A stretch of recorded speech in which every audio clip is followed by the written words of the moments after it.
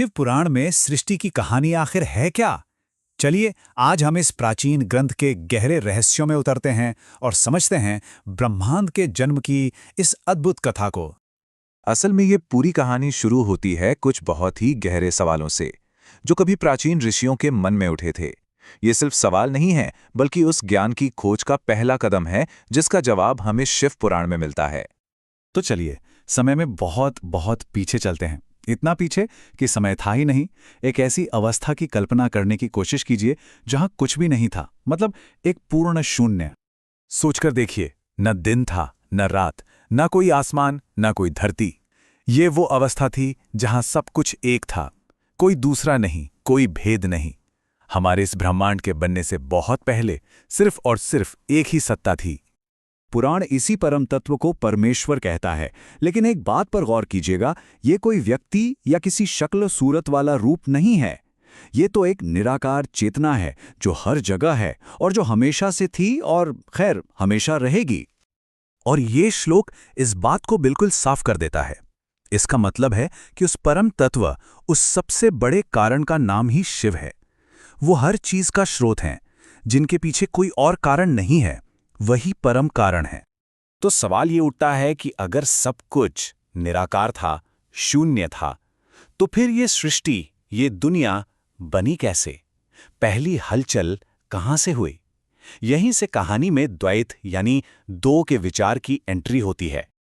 देखिए, यहां एक शब्द बहुत जरूरी है, इच्छा। सृष्टि का पहला काम एक विचार था, एक संकल्प। जब शिव ने इच्छा की तो उन्हीं के अंदर से उनकी अपनी ऊर्जा, शक्ति प्रकट हुई। ये ब्रह्मांड की पहली अभिव्यक्ति थी। और इन दोनों के मिलने से ये अद्भुत रूप सामने आया, अर्धनारीश्वर। ये सिर्फ एक मूर्ति या तस्वीर नहीं है, इसके पीछे का दर्शन बहुत गहरा है। ये हमें बताता है कि चेतना यानी शिव और ऊर्जा यानी शक्ति एक दूसरे से अलग नहीं हो सकते। एक के बिना दूसरे का कोई अस्तित्व ही नहीं है, और सृष्टि बनाने के लिए दोनों का होना जरूरी है। ठीक है, तो अब चेतना और ऊर्जा एक हो चुके हैं, पर इस ब्रह्मांड को बनाने, इसे चलाने और फिर इसका अंत करने के लिए एक सिस्टम की जरूरत थी। यहीं पर त्रिदेवों का आगमन होता है। तो उसी अर्धनारीश्वर रूप से एक एक करके ब्रह्मांड की तीन महाशक्तियां सामने आती हैं। सबसे पहले ब्रह्मा, जिन्हें सृष्टि को रचने का काम सौंपा गया। फिर आए विष्णु, जिनके पास इस सृष्टि को संभालने और इसका पालन करने की जिम्मेदारी आई। और आखिर में रुद्र, जो सही समय आने पर संहार करके इस चक्र को पूरा करते हैं। तो मतलब काम एकदम साफ साफ बटे हुए हैं। ब्रह्मा सृष्टि करते हैं, विष्णु उसका संतुलन बनाए रखते हैं, और रुद्र इस चक्र को पूरा करने के लिए इसका विलय कर देते हैं। यही तीनों मिलकर इस कॉस्मिक साइकिल को, इस ब्रह्मांड के जीवन चक्र को चलाते रहते हैं। लेकिन यहां एक बहुत जरूरी सवाल खड़ा होता है।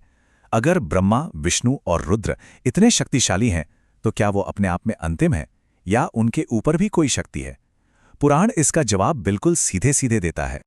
और ये श्लोक तो जैसे पूरी पहेली ही सुलझा देता है। ये साफ कहता है कि ब्रह्मा और विष्णु भी शिव से ही पैदा हुए हैं।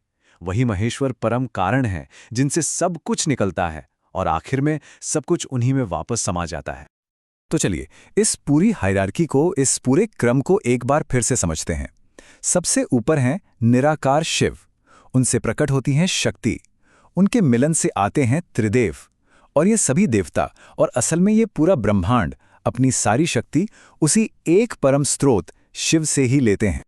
अब देखिए, इस ज्ञान को सिर्फ एक कहानी नहीं माना गया है।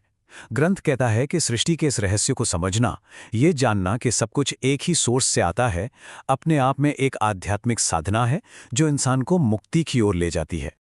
और आखिर में एक सवाल जो सोचने पर मजबूर कर देता है।